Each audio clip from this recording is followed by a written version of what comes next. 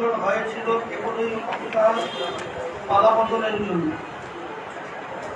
আদতে বিগত দিনের রাজনীতিতে এটা পরিষ্কার কেবলই নির্বাচন ও ক্ষমতার পালাবদলের জন্য অভ্যুত্থান হয় নাই,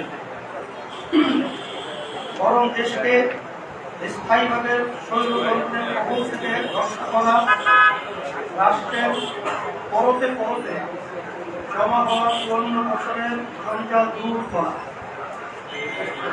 ক্ষমতার ভারসাম্য আনা, সর্বত্র জবাবদিহিতা নিশ্চিত করা, সাংবিধানিক প্রতিষ্ঠানগুলোকে সক্রিয় ও স্বাধীন করার জন্য মৌলিক সংস্কার করা ছিল উদ্দেশ্য।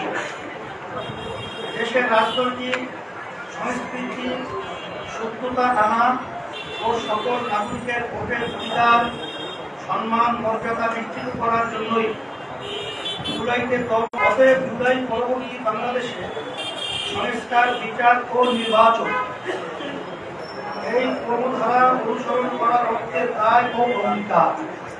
কিন্তু অতীব দুঃখের সাথে বলতে হচ্ছে, সংস্কার ও বিচার গুরুত্ব না দিয়ে নির্বাচনকে মুক্ত করে তোলা হয়েছে, যা দেশকে পূর্ণ অশুভ বন্দোবস্তে আবারও নীতিগত করবে বলে আমরা আশঙ্কা করি। প্রিয় সাংবাদিক বন্ধুগণ, আমরা যারা জুলাইতে জীবনকে বাজি রেখে সংগ্রাম করেছি, যারা বাচ্চাদের রক্ত ও জীবন উৎসর্গিত হতে দেখেছি, যারা আহতদের রোনাগারি শুনছি, তারা এই পরিস্থিতি মেনে নিতে পারি না। সেই তাগিদ থেকে রাজনৈতিক দলগুলোর মধ্যে আলাপ আলোচনা হয়েছে এবং আমরা জুলাইয়ের প্রত্যাশা বাস্তবায়নে সুনির্দিষ্ট কিছু দাবি নিয়ে জোটবদ্ধ আন্দোলন করার বিষয়ে সিদ্ধান্ত নিয়েছি। আমরা ইতিমধ্যেই নানা মাধ্যমে সরকারের নীতি নির্ধারকদের সাথে কথা বলেছি, কিন্তু কাঙ্ক্ষিত ফলাফল না পেয়ে আমাদেরকে এই রাজপথের কর্মসূচিতে যেতে হচ্ছে। আমাদের আহ্বানে সাড়া দেওয়ার জন্য আপনাদের প্রতি কৃতজ্ঞতা জানাচ্ছি। একই সাথে জুলাই সকল শহীদ ও আহত সহ সকল যোদ্ধাদের প্রতি শ্রদ্ধা জানাচ্ছি। প্রিয় সাংবাদিক বন্ধুগণ, গণ অভ্যুত্থানের পরে ১৪ মাস অতিক্রান্ত হয়েছে। জাতীয় ঐক্যমত্য কমিশনের বর্ধিত মেয়াদও আজ শেষ হয়ে যাচ্ছে, কিন্তু অগ্রগতি হয় নাই। এমনকি অন্য রাজনৈতিক দলগুলোর চাপে কোনো সংস্কারের প্রস্তাব জুলাই সনদে অন্তর্ভুক্ত হলেও সেখানে ভোট অফ ডিসেন্ট দিয়ে এখনই সেটা বাতিলযোগ্য করে রাখা হয়েছে। ফলে জুলাই সনদ কার্যত সংস্কার সম্পর্কিত বিভিন্ন দলের মতামত দলিলে পরিণত হয়েছে। অথচ প্রত্যাশা ছিল জুলাই সনদ হবে আগামী বাংলাদেশ নির্মাণের দিক নির্দেশনা। প্রিয় সাংবাদিক বন্ধুগণ, আমরা ৯০ সালেও বিভিন্ন রাজনৈতিক দলের যৌথ সংস্কার প্রতিজ্ঞা দিয়েছি। নির্বাচনের আগেও বিভিন্ন দল ইশতেহার দেয়, সেগুলোতে সুন্দর সুন্দর বাণী থাকে, কিন্তু তার কোনো আইনি ভিত্তি না থাকায় নির্বাচনের পরে জাল ভরা সেসব প্রতিশ্রুতি বাস্তবায়ন আর হয় না। জুলাই সনদ সংস্কার প্রতিশ্রুতি হয়ে থাকবে যদি না তার আইনি ভিত্তি নিশ্চিত না করা যায়। আমরা মনে করি যে কোনো গণ অভ্যুত্থানের সার্বভৌম এখতিয়ার থাকে, সেই ক্ষমতাও এখতিয়ার বলে জুলাই সনদকে এই আমলে বাস্তবায়ন করতে হবে এবং তারই ভিত্তিতে জাতীয় নির্বাচন আয়োজন করতে হবে। কারণ অতীতের অভিজ্ঞতায় নির্বাচনের পরে কেউ এসে এটা বাস্তবায়ন করবে সেই আশা করা যায় না। অতএব দ্রুত সাংবিধানিক আদেশ বা গণভোটের মাধ্যমে জুলাই জাতীয় সনদকে আইনসম্মত করতে হবে। প্রিয় সাংবাদিক বন্ধুগণ, আওয়ামী লীগ যে মাত্রায় ও পরিমাণে অপরাধ করেছে তা কোনো পথভ্রষ্ট রাজনৈতিক দলের অপকর্ম না, বরং মাফিয়াদের মতো সুসংহত ও সংঘবদ্ধ অপরাধ। ফলে তাদের বিচারটাও সেই বিবেচনায় ও সেই মাত্রায় হওয়া বাঞ্ছনীয় ছিল। কিন্তু বিচারের মাত্রা ও গতি দেখে আমরা হতাশা বোধ করছি। নামে মাত্র কয়েকজনকে আটক করে বিচার চলছে। আওয়ামী লীগের মূল হোতারা সবাই দেশের বাইরে বসে নানা রকম চক্রান্ত করেই যাচ্ছে। জেলা ও থানা পর্যায়ের আওয়ামী লীগ নেতারা এলাকায় ফিরতে শুরু করেছে। আওয়ামী লীগের প্রতিহিংসা ও জিজ্ঞাসা কত নির্মম তা কল্পনাও করা যায় না।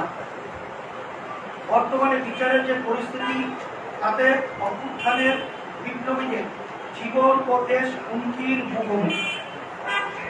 এমন বাস্তবতায় ইসলামী আন্দোলন বাংলাদেশ দাবি করেছে যে ট্রাইব্যুনালের কার্যক্রম জেলা পর্যায়ে নিয়ে যেতে হবে এবং বাইরে পালিয়ে থাকা অপরাধীদের আইনের আওতায় আনার ব্যবস্থা করতে হবে। পাচারকৃত টাকা উদ্ধারে কার্যকর ব্যবস্থা নিতে হবে। প্রিয় সাংবাদিক বন্ধুগণ, কথিত ফ্যাসিবাদের দোষরদের অপতৎপরতায় জাতি পিছিয়ে ছিল বিগত 15 বছর।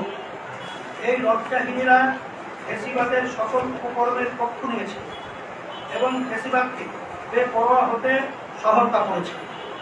এর মধ্যে জাতীয় পার্টির ব্যাপারে সবাই অবগত। তারা ফ্যাসিবাদের মন্ত্রী সবাই ছিল। জানিয়েছে কোনো প্রতিটি জাতীয় নির্বাচনে তারা অংশ নিয়ে অবৈধ নির্বাচনগুলোকে বৈধতা দেওয়ার চেষ্টা করেছে। এই জাতীয় পার্টি অভ্যুত্থানের পরে আবারও মাথা তারা দিয়ে উঠেছে। এখন তারা আওয়ামী লীগকে পুনর্বাসন করার পায়তারা করছে। দেশের একটি রাজনৈতিক দল জাতীয় পার্টি নিষেধের বিরুদ্ধে অবস্থান জানিয়েছে। আমরা পরিষ্কার করে বলতে চাই যে জাতীয় পার্টি সহ ফ্যাসিবাদের সকল দোষরদের বিচারের আওতায় আনতে হবে এবং বিচার চলাকালীন তাদের কার্যক্রম নিষিদ্ধ করতে হবে। কারণ তারা কোনো স্বাধীন রাজনৈতিক দল নয়, বরং তারা ভারতীয় আধিপত্যবাদী শক্তির প্রকাশ্য এজেন্ট। প্রিয় সাংবাদিক বন্ধুগণ, নির্বাচনে লেভেল প্লেইং ফিল্ড ছাড়া নির্বাচন করা যায় না। জুলাই অভ্যুত্থানের পরে আমরা আশা করেছিলাম যে লেভেল প্লেইং ফিল্ডের ব্যাপারে আমাদের দুশ্চিন্তা করতে হবে না, কিন্তু আমরা আশাহত আইন শৃঙ্খলা পরিস্থিতি, জনপ্রশাসনের আচরণ ও সন্ত্রাসের যে ভয়াবহতা আমরা লক্ষ্য করেছি, তাতে লেভেল প্লেইং ফিল্ড নিয়ে আমরা আশ্বস্ত হতে পারছি না।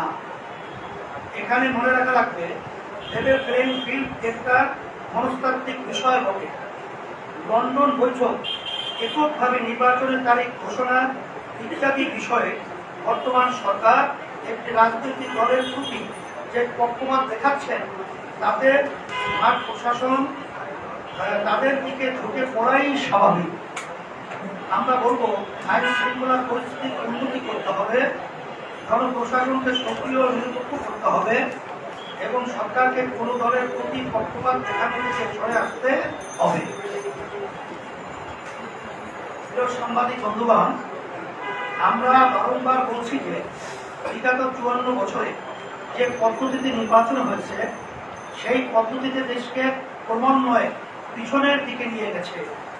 দেশের বর্তমান যা কিছু উন্নয়ন তার ব্যক্তি খাতের প্রচেষ্টা ও উদ্যোগের ফল, কিন্তু রাজনৈতিক সংস্কৃতি, রাষ্ট্রের ভিত্তি, সাংবিধানিক প্রতিষ্ঠানগুলো স্বকীয়তা ও স্বাধীনতা নষ্ট করা এবং দুর্নীতি ও শাসনের মাত্রায় প্রতিটি নির্বাচনই দেশকে আগের চেয়ে খারাপ অবস্থায় ফেলেছে। এমন তিক্ত অতীতের বাস্তবতা পুরনো বন্দোবস্তে নির্বাচন করার কোনো অর্থ হয় না। ইসলামী আন্দোলন বাংলাদেশ তাই উভয় পক্ষে পিআর পদ্ধতিতে নির্বাচন আয়োজনের জন্য দাবি জানিয়ে আসছে। পিআরের সুবিধা কি তা আমরা বারংবার আলোচনা করেছি, কিন্তু অশুভ পুরনো বন্দোবস্তের চাইনিজ স্বার্থবাদের কথায় স্বাভাবিক হয়ে পিআর নিয়ে প্রভাবিত হয়ে পিআর নিয়ে সরকার যে আচরণ করেছে তা দুঃখজনক। আমরা সরকারের এই আচরণের তীব্র নিন্দা ও প্রতিবাদ জানাই এবং পিআর পদ্ধতিতে আগামী নির্বাচন আয়োজনের প্রয়োজনীয় ব্যবস্থা নেওয়ার দাবি জানাচ্ছি। প্রিয় সাংবাদিক বন্ধুগণ, আমাদের দাবি সুস্পষ্ট। আমরা জুলাই সনদের বাস্তবায়ন চাই, এর আইনি ভিত্তি চাই। জুলাই জাতীয় সনদের ভিত্তিতেই আমরা আগামী জাতীয় নির্বাচন চাই। দ্রুততার সাথে ফ্যাসিবাদের বিচার নিশ্চিত দেখতে চাই। ফ্যাসিবাদের দোসরদের রাজনীতিতে পুনর্বাসন বন্ধ করতে চাই। জাতীয় পার্টি সহ ফ্যাসিবাদের দোসরদের নিষিদ্ধ চাই। পিআর পদ্ধতিতে নির্বাচন চাই। আমাদের অবস্থান কোনো দলের বিরুদ্ধে না, বরং জুলাই অভ্যুত্থানের রক্ত জীবনের প্রতি দায়বদ্ধতা থেকেই আমাদের এই অবস্থা। এই পরিস্থিতিতে দেশের ফ্যাসিবাদ বিরোধী প্রতিনিধিত্বশীল কিছু রাজনৈতিক সংগঠন একত্রিত হয়ে আলাপ আলোচনা করেছি। আমরা সর্বাধিক চিন্তা করে এবং জুলাই রক্তের প্রতি দায়বোধ থেকে সুনির্দিষ্ট এই দাবিগুলো নিয়ে রাজনৈতিকভাবে মাঠে থাকার সিদ্ধান্ত নিয়েছি। আমরা একই দাবি নিয়ে চতুর্থ কর্মসূচি পালন করব, যুগপৎ আন্দোলন গড়ে তুলব ইনশাআল্লাহ। দাবি আদায় না হওয়া পর্যন্ত আমরা ধারাবাহিক কর্মসূচি পালন করব এবং ক্রমান্বয়ে কর্মসূচি কঠোর থেকে কঠোরতর হবে। দাবিসমূহ: জুলাই সনদের ভিত্তিতে আগামী জাতীয় সংসদ নির্বাচন হতে হবে। 2, নির্বাচন ক্রিয়ার পদ্ধতিতে হতে হবে। 3, সুষ্ঠু নির্বাচনের জন্য লেভেল প্লেইং ফিল্ড নিশ্চিত করতে হবে। 4, গণহত্যার বিচার দৃশ্যমান হতে হবে। 5, বিশেষ ট্রাইব্যুনালে ভারতীয় জাবেদা ও ফ্যাসিবাদের দোষর জাতীয় পার্টি এবং 14 দলের বিচার করতে হবে এবং বিচার চলাকালীন তাদের কার্যক্রম নিষিদ্ধ করতে হবে। এই দাবি আদায়ের জন্য আমাদের কর্মসূচি নিম্নরূপ: 18 সেপ্টেম্বর ঢাকায় সমাবেশ ও বিক্ষোভ মিছিল। 19 সেপ্টেম্বর জাতীয় শহরে বিক্ষোভ। 26 সেপ্টেম্বর সারা দেশে জেলা উপজেলায় বিক্ষোভ মিছিল। আপনাদের সকলকে ধন্যবাদ। প্রিয় সাংবাদিক